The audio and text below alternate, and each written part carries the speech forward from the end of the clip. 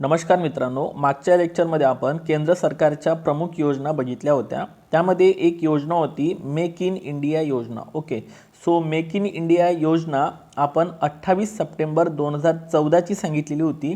त्यामध्ये एक करेक्शन करा, ती योजना 25 सप्टेंबर 2014 ची आहे। ओके, सो 25 सप्टेंबर तुम्हाला तिथे करायचं आहे, तर एवढं करेक्शन तुम्ही करून घ्या। तर बघा, आजचा पहिला प्रश्न आहे 26वी राष्ट्रीय ई गव्हर्नन्स परिषद 2023 कोणत्या ठिकाणी पार पडत आहे? तर लक्षात घ्या, ठिकाण आहे इंदोर, मध्य प्रदेश। मोस्ट एमपी करा, कारण आयोगानं यापूर्वी लक्षात असू द्या 25वी परिषद विचारली होती एग्जाम मध्ये। तर जर तुम्ही एग्जाम दिली असेल तर तुम्हाला हा प्रश्न माहित आहे। ओके, सो कटरा जम्मू काश्मीर या ठिकाणी 25वी भरली होती आणि मी त्यावेळेस तुम्हाला म्हटलं पण होतं, जेव्हा 25 पूर्ण होते तेव्हा रौप्य महोत्सव असते। तर अशा गोष्टी ज्या घडतात त्या पेपरमध्ये आयोग नक्की आपल्याला विचारत असते। त्यानंतर 26वी विचारली तर लक्षात ठेवायचे आपल्याला परिषद इंदोर, मध्य प्रदेश। आणि महत्त्वाचं म्हणजे भारतातील सर्वात स्वच्छ शहर इंदोर ठरलेलं आहे। बेस्ट स्मार्ट सिटीचा अवॉर्ड इंदोरला देण्यात आलेला आहे। तर या पद्धतीने हे लक्षात ठेवा। ग्रीस या देशाचा grand cross of the order of honour award ठीक आहे भारताचे पंतप्रधान नरेंद्र मोदी यांना देण्यात आलेला आहे। हा ग्रीसचा दुसऱ्या क्रमांकाचा सर्वोच्च नागरी पुरस्कार आहे आणि हा सन्मान मिळवणारे नरेंद्र मोदी हे पहिले विदेशी राष्ट्रप्रमुख पंतप्रधान ठरलेले आहे। सो लक्षात ठेवा, दुसऱ्या क्रमांकाचा हा पुरस्कार आहे। त्यानंतर हरवलेल्या लहान मुलांचा शोध घेण्यासाठी सुरू करण्यात आलेल्या ऑपरेशनचं नाव काय आहे? तर ऑपरेशनचं नाव आहे ऑपरेशन मुस्कान। मोस्ट एमपी करा मित्रांनो, काय आहे? ऑपरेशनचं नाव आहे मुस्कान। ओके, आणि महत्त्वाचं म्हणजे आणखी एक पॉईंट काय लक्षात ठेवा, तुर्की या ठिकाणी भूकंप आला होता तेव्हा भारत सरकारनं कोणतं ऑपरेशन राबवलं होतं? तर ऑपरेशन दोस्त राबवलेलं होतं। हा पॉईंट लक्षात घ्या।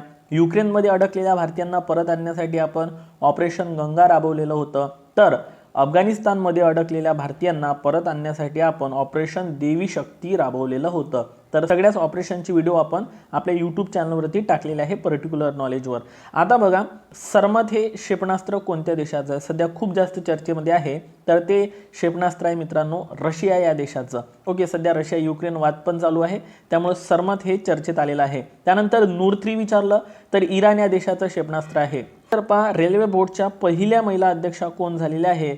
Jaya Varma Sinha. Okay, Jaya Varma Sinha. Most MP करा, प्रश्न महत्त्वाचा आहे। रेल्वे बोर्डची स्थापना ही 1905 मध्ये लॉर्ड कर्झनच्या काळामध्ये झाली होती। ओके, लॉर्ड कर्झनच्या काळामध्ये, तेव्हापासून पहिल्या महिला आपल्याला अध्यक्षा भेटलेल्या आहे Jaya Varma Sinha. Okay, Ramon Magsaysay पुरस्कार भारतीय ऑन्कोलॉजिस्ट डॉक्टर आर रविकर्णन यांना देण्यात आलेला आहे। ओके, हे ज्येष्ठ कॅन्सर तज्ज्ञ आहे मित्रांनो, लक्षात असू द्या। त्यांना रॅमन मॅग्सेसे पुरस्कार 2023 मिळालेला आहे। तर हा प्रश्न नक्की पेपरमध्ये येईल आणि तुम्हाला हेच विचारेल की ते कोण आहे? ऑन्कोलॉजिस्ट आहे ते। ओके, ज्येष्ठ कॅन्सर तज्ज्ञ, लक्षात ठेवा। आणि पुरस्काराची स्थापना कधी झाली रॅमन मॅग्सेसे? तर हा पुरस्कार सुरू झाला 1957। या पुरस्काराला आशिया खंडाचा नोबेल सुद्धा म्हटलं जाते। त्यानंतर अत्यंत महत्त्वाचा प्रश्न, मोस्ट एमपी करा माझ्याकडून, हा प्रश्न तुम्हाला जोड्या लावणीमध्ये विचारला जाणार आहे मित्रांनो। ओके, शिवछत्रपती राज्य क्रीडा पुरस्कार 2023 मध्ये डिक्लेअर करण्यात आलेले आहे आणि महत्त्वाचं म्हणजे ते 3 वर्षासाठी डिक्लेअर झालेले आहे। तर हेच तुम्हाला जोड्या लावणीमध्ये विचारलं जाणार आहे। जसं 2019-20चा पुरस्कार कोणाला मिळाला? श्रीकांत वाड यांना। 2020-21चा अवॉर्ड कोणाला मिळाला आहे? दिलीप वेंगसकर यांना। आणि 21-22चा कोणाला मिळालेला आहे? आदिल सुमारीवाला यांना। सो हे तीनही पॉईंट तुम्ही इथे लक्षात ठेवा। पुरस्काराचं नाव आहे शिवछत्रपती राज्य क्रीडा पुरस्कार। त्यानंतर 2023चा knight of the order of art and letters France सरकारचा पुरस्कार आहे। कोणाला देण्यात आलेला आहे? राहुल मिश्रा यांना देण्यात आलेला आहे। It's a very very important question. पाठच करा मित्रांनो।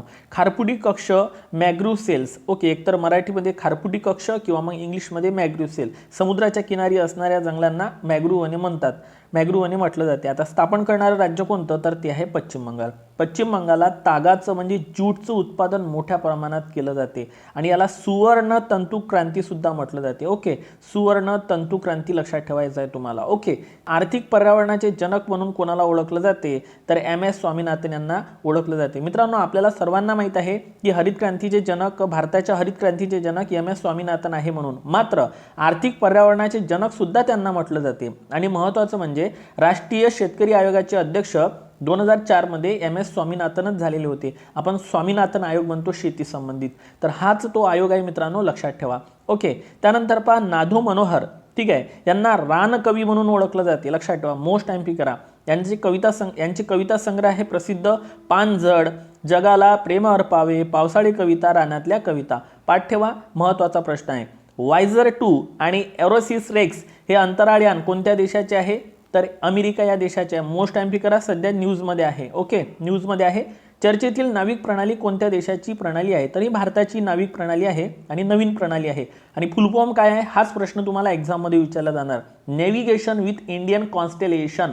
मोस्ट टाइम करा, navigation with Indian constellation. Most time करा. ओके, चंद्राच्या परिभ्रमणाचा कालावधी किती असतो? 27.3 दिवस. चंद्राच्या परिभ्रमणाचा कालावधी हा किती असतो? तर तो असतो 27.3 दिवस. का विचारला जाऊ शकते प्रश्न?